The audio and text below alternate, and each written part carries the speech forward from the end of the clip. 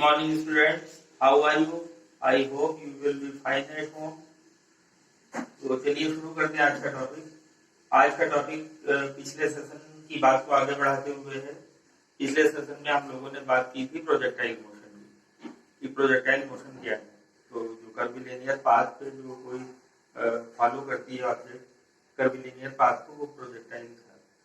और प्रोजेक्टाइल का path parabolic होता है, ये भी पिछले सेशन में आप लोगों ने देखा। अब इस सेशन में हम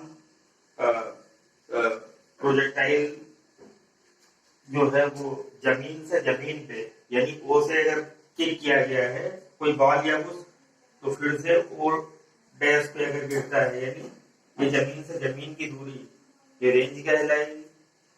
और जितनी देर वो हवा में रहा, यानी कोई बॉल या फुटबॉल जितनी देर हवा में रही, ये पूरा का पूरा मिला के फ्लाइट टाइम ऑफ प्रोजेक्टाइल कहलाएगा। हिंदी में बोले तो उड्डयन काल बोल सकते हैं, उड़ान का समय, जितनी देर तक वो उड़ान में रहा। अच्छा, तो इसको कैलकुलेट करने में, फ्लाइट टाइम ऑफ प्रोजेक्टाइल को कैलकुलेट करने का मतलब है कि जान लो कि जितनी देर वो ओ से ओ डैश तक गिरा, ये पूरा टाइम। तो ये टाइम एक्चुअली क्या होता है, जितना ओ से ए तक आने में वक्त लगेगा, ठीक उतना ही ए से ओ डैश तक जाने में टाइम लगता है। इसलिए क्या करते हैं कि ओ से ए तक जाने में लगा हुआ टाइम निकाल लेते हैं, और जितना टाइम ओ से ए तक आता है उसी को हम डबल कर देते हैं, तो इस तरीके से फ्लाइट टाइम आ जाता है। तो कॉन्सेप्ट के हिसाब से ही उसके फार्मूले पे हम लोग आते हैं। It is the time for which a projectile remains in the air, यानी ये वो वक्त है, वो समय है जितने समय तक कोई प्रोजेक्टाइल एयर में रहता है। और निकालते कैसे? It is double of the time taken to reach the maximum height, यानी ये उस टाइम का डबल है। किस टाइम का डबल है? जो कि प्रोजेक्टाइल कहां तक जाने में लेता है। तो it is double of the time taken to reach the maximum height, यानी अब प्रोजेक्टाइल जैसे जा रहा है, अब यहाँ पे है तो ये हाइट हुई, अब जाते जाते अगर यहाँ पे है तो ये हाइट हुई, यहाँ पे तो यह हाइट हुई, इसके बाद में फिर हाइट कम होनी शुरू हुई। इसका मतलब सबसे ज्यादा वाली हाइट ये है। तो यानी ओ से ए तक जब पहुंचा तो हाइट सबसे ज्यादा थी। इसका मतलब ओ से ए तक पहुंचने में, यानी मैक्सिमम हाइट तक पहुंचने में जितना टाइम लेगा, उस टाइम का हमें क्या कर देना है, डबल कर देना है। तो इस तरीके से हमारे पास फ्लाइट टाइम निकल आएगा। तो अब इसको किसी इक्वेशन के थ्रू निकाले। अगर इनिशियल वेलोसिटी u मान ले प्रोजेक्टाइल की, तो इसके दो कंपोनेंट हो जाएंगे। एक तो यूएक्स रहेगा जो कि यू कॉस थीटा में दिया जाएगा, एक यू वाई रहेगा जो कि यू साइन थीटा में दिया जाएगा। अब चूंकि जा रहा है वर्टिकली, तो उसमें हॉरिजॉन्टल कंपोनेंट यानी यूएक्स का यहाँ पे कोई रोल नहीं रहेगा। क्यों? क्योंकि हम मोशन कौन सी काउंट कर रहे हैं, वर्टिकल। तो रोल कौन प्ले करेगा, यू वाई, यानी ये रोल प्ले करेगा, यूएक्स अपना रोल प्ले नहीं करेगा। ठीक, दूसरी बात, जब वो ए पे पहुंचेगा तो आपको मालूम है कि ए पे पहुंचते हुए सिर्फ उसमें एक हॉरिजॉन्टल कंपोनेंट रह जाएगा उस समय। वर्टिकल कंपोनेंट अगर उसका देखा जाए तो नहीं है। क्यों? क्योंकि इस वक्त वो एक पल को हॉरिजॉन्टल हुआ। तो वर्टिकल कंपोनेंट यहाँ पे अगर वेलोसिटी v माने, तो वी का जो वर्टिकल कंपोनेंट का हिस्सा है वो क्या हुआ, गायब हुआ, जीरो हुआ। हॉरिजॉन्टल कंपोनेंट तो रहेगा लेकिन वर्टिकल यहाँ पे नहीं रहेगा। तो अब हम क्योंकि हाइट पे जा रहे हैं, इसलिए v equal to u minus g t वाले इक्वेशन को लगाना रहेगा। और v में भी क्या रखें, वी वाई रखना होता है, यानी v में भी हमें रखनी होती वैल्यू किसकी, वी वाई की। और वी वाई वहां पे क्या रहेगा, जीरो रहेगा। इसके लिए तो हम ये कह सकते हैं कि v की जगह जीरो ले लिया, u की जगह यूएक्स नहीं चलेगा, यू वाई चलेगा माइनस जीटी। क्यों चलेगा? आपको हमने बता दिया कि हॉरिजॉन्टल मोशन नहीं बल्कि वर्टिकल मोशन में काउंट कर रहे हैं, इसलिए। तो यू का यूएक्स कंपोनेंट यूज नहीं होगा, यू वाई कंपोनेंट यूज होगा। तो यू की जगह पे हो गया यू वाई माइनस जीटी। अब आप जानते हैं हॉरिजॉन्टल कंपोनेंट को कॉस में और वर्टिकल वाले को साइन में रखते हैं। तो u y is equal to u sine theta naught minus g t. तो यहाँ से टी को उस साइड लिया जाए, तो u sine theta naught upon g. ये आ गया कहां तक का टाइम, ओ से लेके ए तक पहुंचने का। तो this is the time to cover maximum height, हम कह सकते हैं। अगर मैक्सिमम हाइट को कवर करने का टाइम निकाला जाए तो आप यहीं तक निकालोगे, और अगर पूरा टाइम ऑफ फ्लाइट निकालना है फ्लाइट टाइम, तो आप यही जो निकालोगे इसको डबल कर दो, यानी इससे पहले 2 और लगा दो। तो फ्लाइट टाइम अगर उसको कैपिटल टी से बोल लें तो कैपिटल टी क्या होगा, 2 इंटू स्मॉल टी, तो 2 साइन थीटा नॉट अपॉन जी। तो ये तो टाइम की बात हो गई। अब दूसरी बात ये आएगी कि जाते वक्त ये मैक्सिमम हाइट तक इतनी कवर किया हुआ है, तो जिस हाइट को ये कवर करता है उस हाइट को हम कैसे निकालते हैं। तो हाइट ऑफ प्रोजेक्टाइल, तो if it covers height h, माने कि हाइट h कवर करता है, तो ड्यूरिंग इट्स फ्लाइट, अपनी फ्लाइट के दौरान में अगर ये हाइट h कवर करता है, तो अगर हम फार्मूला ये यूज कर लें, third equation of motion, v square is equal to u square minus 2g। v की जगह जैसा बताया था वही रहेगा, वर्टिकल कंपोनेंट वहां पे मैक्सिमम वाली जगह पर सिर्फ हॉरिजॉन्टल कंपोनेंट रह जाता है, वर्टिकल नहीं रह जाता है, इसलिए उसकी वैल्यू 0 होगी। और u की जगह uy whole square minus 2g, और h की जगह कैपिटल H जो हम ले रहे हैं वो uy की वैल्यू डाल दी, u square sine square theta हो जाए माइनस 2gh, कैपिटल H को साइड करें तो u square sine square theta upon 2g। ये फार्मूला हाइट का बन गया। अब यहाँ पे कोई सोचे कि h की वैल्यू कम ज्यादा किस पे डिपेंड करेगी, थीटा की वैल्यू, क्योंकि साइन थीटा की वैल्यू आप जानते हैं चेंज होती रहती है। तो कोई ये सोच सकता है कि h की वैल्यू सबसे ज्यादा कब हो सकती है एंगल के हिसाब से, कि एंगल हम कितना बदलें कि h हमको उसी एफर्ट पे सबसे ज्यादा मिले, यानी वेलोसिटी हमारे पास वही रहे, वो ना बदलनी पड़े, हमारा एफर्ट बाकी सब वही रहे, बस क्या चेंज कर दें, हम एंगल चेंज कर दें तो ज्यादा से ज्यादा हाइट कवर करा सके। तो इसके लिए क्या करना पड़ेगा, तो हम ये सोचे कि साइन थीटा कब ज्यादा होगा, तभी h ज्यादा बढ़ जाएगा।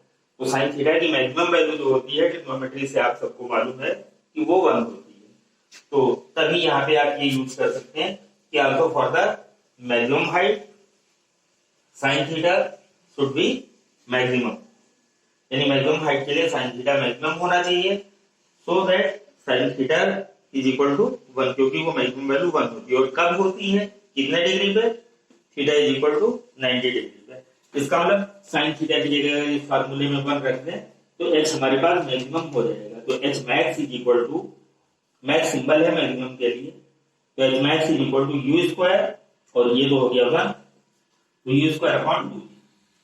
तो यानी मैक्सिमम हाइट कब कवर करती है कोई भी जो प्रोजेक्टेड जो ऑब्जेक्ट है, तब जब उसको सीधे डायरेक्टली कितने डिग्री पे फेंके, हम 90 डिग्री पे फेंके तो वो मैक्सिमम हाइट कवर कर पाती है। और 90 से अदर देन दैट तो हाइट कवर करेगी, लेकिन मैक्सिमम वाली हाइट जो ज्यादा से ज्यादा उसी एफर्ट या उसी वेलोसिटी पे हाइट कवर कर सकती है। मान लें कि हमने जितनी एनर्जी लगा के किसी प्रोजेक्टाइल को प्रोजेक्ट किया, वो 20 मीटर जा सकता है। अगर एंगल हमने बदल दिया 30 के बजाय 60 कर दिया तो कुछ और ज्यादा हाइट पे जा सकता है। लेकिन कब सबसे ज्यादा जा सकता है, हम कहेंगे सारी एनर्जी वही रखें, वेलोसिटी वही रखें, सबसे ज्यादा हाइट अगर हम 90 डिग्री पे फेंकते तो सबसे ज्यादा होगा। तो आप सभी जानते हो कि बॉल को किसी एंगल पे थ्रो करो तो ज्यादा हाइट कवर करते हुए नहीं गिरती जमीन पे, लेकिन बॉल को अगर आप वर्टिकली ऊपर ही फेंको उसी एनर्जी के साथ, उसी दमकम के साथ, उसी वेलोसिटी पे, तो आप पाओगे जितना किसी एंगल पे फेंका था हाइट ज्यादा नहीं कवर की थी, लेकिन उसी एनर्जी उसी वेलोसिटी के साथ में अगर आप वर्टिकली फेंकते हो तो वही बॉल या फुटबॉल सबसे ज्यादा हाइट को कवर कर देती है। ओके, तो थर्ड पॉइंट इसमें रहेगा, देखें पहला हुआ फ्लाइट एट टाइम, यानी पूरा टाइम जितनी देर वो हवा में रहा। दूसरा हाइट को कितना कवर करेगा। तीसरी खास बात आती है वो जमीन से जमीन जहां पे गिरा वो हॉरिजॉन्टल दूरी कितनी होगी, इसको हम लोग रेंज भी कहेंगे। तो range of the projectile capital R से बोल ली है, क्योंकि ये जमीन से जमीन की बात कर रहे हैं, यानी इस पे हॉरिजॉन्टल कंपोनेंट की बात आ जाएगी। अब इस पे वर्टिकल कंपोनेंट का इस्तेमाल ना करके हॉरिजॉन्टल कंपोनेंट की मदद से इसकी वैल्यू निकाल लेंगे।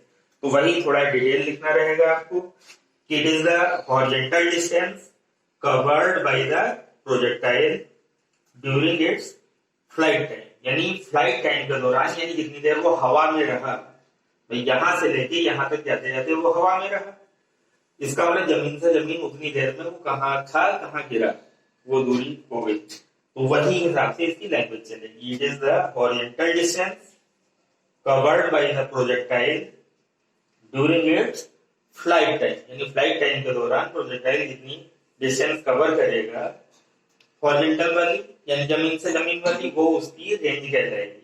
और फिगर में क्या है, ये ओ डैश से रिप्रेजेंट की गई है जो कैपिटल आर के बराबर है, तो it is O dash in the figure.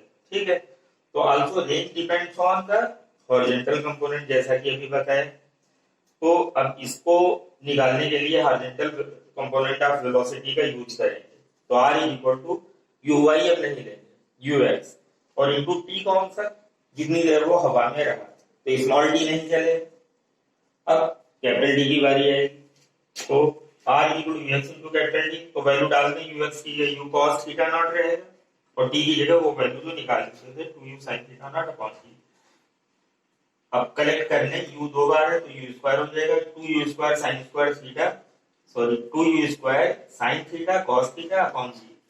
और ट्रिग्नोमेट्री से हम जानते हैं u स्क्वायर को अगर किनारे रख लें तो u स्क्वायर को हटा के तो 2 sin theta cos theta, 2 sin theta cos theta, 2 sin theta cos theta becomes sin 2 theta. ये हम सभी को ट्रिग्नोमेट्री से मालूम है। तो u square sine 2 theta upon g हो गया। Theta naught initial velocity u से और इनिशियल एंगल थीटा नॉट से रिप्रेजेंट करने का चलन है, इसलिए थीटा नॉट लिखते हैं। यहाँ भी बात वैसे आ जाएगी जैसे h मैक्सिमम बना था, वैसे रेंज का कोई बोले कि r मैक्सिमम कब बनेगी, तो यहाँ पे देख सकते हो कि r की वैल्यू मैक्सिमम तब होगी अगर बाकी बातों में कोई फर्क ना करे, तो साइन की वैल्यू मैक्सिमम हो जाए। तो हम क्या करेंगे, साइन 2 थीटा नॉट मैक्सिमम कितना होता है 1, यानी साइन की वैल्यू मैक्सिमम 1 होती है। या हम कह सकते हैं कि sine 2 theta naught is equal to 1 means how much, sine 90, by comparing 2 theta naught is equal to 90 और theta naught is equal to 90/2 that is 45 degree. इसका मतलब रेंज मैक्सिमम अगर हमको लेनी है तो किसी ऑब्जेक्ट को कितने डिग्री पे प्रोजेक्ट करना पड़ेगा, 45 डिग्री पे हमें उस ऑब्जेक्ट को प्रोजेक्ट करना पड़ेगा, तो उसकी रेंज जो हमारे पास आएगी वो मैक्सिमम रेंज निकल के आ पाएगी। तो उस हिसाब से देखें तो हमारा फार्मूला जो है वो कितना बदल जाएगा, आप यहाँ पे इस बात को समझ सकते हैं कि हमारा जो फार्मूला है वो r is equal to u square, और साइन को थीटा की जगह 1 हो गया है तो यू स्क्वायर अपॉन हमारे पास रहेगा यू स्क्वायर अपॉन जी, लेकिन उस समय पे r कैसा हो गया, r मैक्स हो गया, हमारे पास r मैक्स हो गया। ठीक है, यानी r की जो मैक्सिमम वैल्यू बनेगी वो यू स्क्वायर अपॉन जी के हिसाब से बन जाएगी, और इस तरीके से आपके पास रेंज की मैक्सिमम वैल्यू आ जाएगी। कोई फिगर में सोचे तो हम ये कह सकते हैं कि मान ले प्रोजेक्टेड अनुमान लगाएं कि मान लो किसी ऑब्जेक्ट को हमने 30 डिग्री पे प्रोजेक्ट किया तो वो यहाँ कितने डिग्री पे, 30 डिग्री। किसी ऑब्जेक्ट को 60 डिग्री पे प्रोजेक्ट किया तो हमको 20 गिरेगी, और किसी ऑब्जेक्ट को ये हमने कितना डिग्री लिया, 60 डिग्री लिया, और किसी ऑब्जेक्ट को अगर हमने 45 डिग्री पे प्रोजेक्ट किया तो वो यहाँ गिरा। इसका मतलब आप ये कह सकते हैं कि 30 डिग्री, 45 डिग्री और 60 डिग्री अगर 3 एंगल ले रहे हैं तो उसमें भी खास बात आ गई। क्या खास बात आ गई कि 30 डिग्री और 60 डिग्री पे तो जमीन से जमीन पे तो वहीं गिरा, ए पे ही गिरा, बस फर्क किस चीज का रहा, 30 और 60 में हाइट का फर्क रहा। 30 वाले पे कम हाइट कवर करता हुआ जा रहा है, 60 वाले पे ज्यादा हाइट कवर करता हुआ जा रहा है। यानी रेंज लेकिन उसकी क्या है, उसे 30 पे भी और 60 पे भी, यानी there are 2 angles of projection for the same range कहा जाएगा। एक क्या मिला जैसे हमको 30 और दूसरा क्या मिला 60। 60 को हम कह सकते हैं, अगर 30 को हम थीटा कह रहे हैं तो 60 को कहेंगे 90 माइनस थीटा, क्यों, क्योंकि 90 से 60 को अगर कम करें तो 30 आ जाएगा।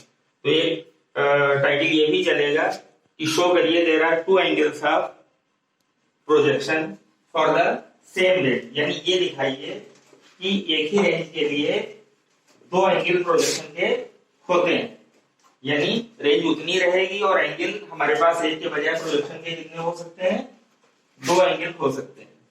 तो वो अभी हम आपको दिखा देंगे। और अगली बात 45 डिग्री पे क्या खास मिला, हाइट तो कम कवर करते हुए गया है, ये रही हाइट, हाइट तो कम कवर करते गया है, लेकिन जमीन से जमीन पे सबसे ज्यादा दूरी पे गिरा है। 30 और 60 पे ओ से ए तक दूरी कवर की थी, लेकिन 30 और 60 के हट के अगर हमने 45 पे उसको फेंका है तो दूरी ओ से ए तक नहीं जा रहा, बल्कि दूरी ओ से ओ डैश तक जा रहा है। इसका मतलब मैक्सिमम रेंज कवर करने के लिए उसको कितना डिग्री चाहिए था, 45 डिग्री, जो कि यहाँ पे अभी आपने जो ये कैलकुलेशन में लिखा वो बात बस निकल के आ गई कि for the maximum range sin 2 theta should be maximum, that is 1, तो थीटा आ गया 45 डिग्री। अब हम वो आपको दिखाई देते हैं कि there are two angles of projection for the same range. तो there are two angles of projection for the same range. One is theta naught and other is 90 minus theta naught। यानी थीटा पे फेंकें या 90 minus theta पे फेंकें, दोनों दशाओं में range उसकी same रहेगी। इसको हम लोग करके दिखाते हैं। यानी केस 1, पहले हम कितने एंगल पर फेंके, थीटा नॉट वाले पे। मान लो उसमें रेंज R1 है, तो R1 is equal to U square sine 2 theta naught upon G, जैसा कि बेसिकली फार्मूला आया था वही रहा। केस 2, यानी जान ले कि दूसरी दशा में रेंज जो है वो R1 की जगह R2 है, या अपना R डैश और R डबल डैश ले सकते हैं हम लोग। तो U स्क्वायर साइन 2, अब एंगल थीटा की जगह कितना लेना है हमको, 90 माइनस थीटा, यानी 90 माइनस थीटा अपॉन G। तो R2 is equal to U square sine, अब 2 को अंदर मल्टीप्लाई में लेते हैं, 180 minus 2 theta naught upon G। तो R2 is equal to U square, अब यहाँ पे ट्रिग्नोमेट्री लग जाएगी, साइन 180 माइनस थीटा।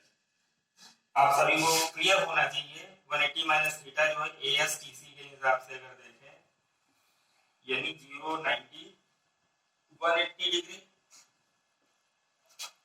तो 180 minus theta exists in the second quadrant here, but here the sin theta and cosec theta are positive there, और 180 के साथ में ट्रिग्नोमेट्रिक रेशियो सेम नहीं होते, sin थीटा ही रहेगा, tan थीटा ही रहेगा, तो उस हिसाब से सिर्फ प्लस या माइनस का चेंज होता है, लेकिन वो भी नहीं होगा क्यों, क्योंकि ये सेकंड क्वाड्रेंट में वैल्यू है और सेकंड क्वाड्रेंट में sin और cosec पॉजिटिव होते हैं, तो sin थीटा रहता है, sin 180 minus theta that is sin, इसका मतलब sin 180 minus 2 theta that is sin 2 theta। तो U square sin 2 theta naught upon G।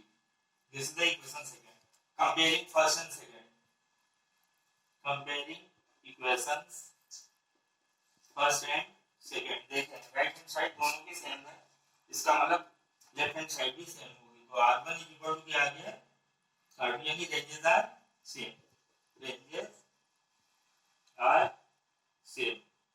वही एंगल रिपीट कर जाएगा for the two angles of projection, if one is theta and second is 90 minus theta, we get the same range. यानी कोई object को चाहे 15 यानी 15 degree पे project करें या 90 में से 15 कम कर दें यानी 75 डिग्री पे प्रोजेक्ट करें, वो जमीन से जमीन उसी दूरी पे गिरेगी। बस क्या है, हाइट कम और ज्यादा कवर करते हुए जाएगी, 15 डिग्री वाली कम ऊंचाई कवर करते हुए जमीन पे गिरेगी और 75 डिग्री वाली ज्यादा ऊंचाई को कवर करते हुए जमीन पे गिरेगी, लेकिन जमीन से जमीन की दूरी उनकी वही रहेगी। तो ठीक है, आप इस वीडियो क्लिप को आप देखें और बेहतर समझते हो लाइक और सब्सक्राइब करना ना भूलें। अगले सेशन में हम और टॉपिक पे कुछ डिस्कशन करेंगे। Okay, thank you, have a nice day.